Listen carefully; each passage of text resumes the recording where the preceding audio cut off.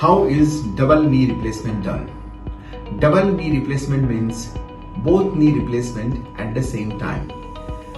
In patients who have got knee problem, it is better to do both knee replacements at one time if patient is fit for surgery. The reason being, most of the patients who need knee replacements, they have deformities in the knee joint like bow legs or knock knees. So if you do only one knee replacement, the other knee is bent or painful and patient may have problem in mobilizing. So double knee replacement is done in a simple manner. One knee is changed at a time.